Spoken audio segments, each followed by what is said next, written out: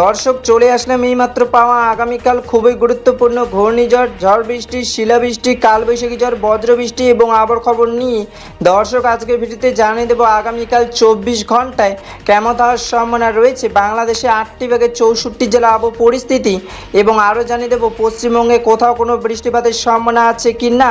দর্শক আপনি যদি আমাদের চ্যানেলে নতুন দর্শক হয়ে থাকেন তাহলে চ্যানেলটিকে সাবস্ক্রাইব করে পাশে থাকা বেল আইকনটি অন করে দিন।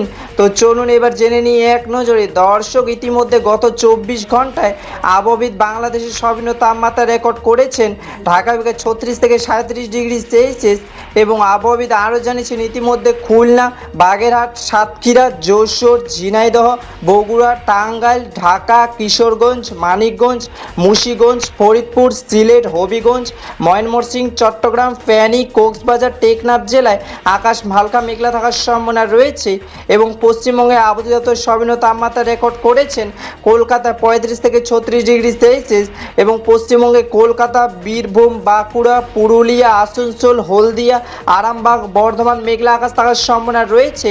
দর্শক এবার সরাসরি চলে আসলাম মেঘ বৃষ্টির স্তরের পুরো চিত্রে এবং এই মুহূর্তে দেখতে পাচ্ছি আজ এবং আগামীকাল 24 ঘন্টায় বাংলাদেশে 8টি ভাগে 64 জেলা আকাশ মেঘলা থাকার সম্ভাবনা রয়েছে।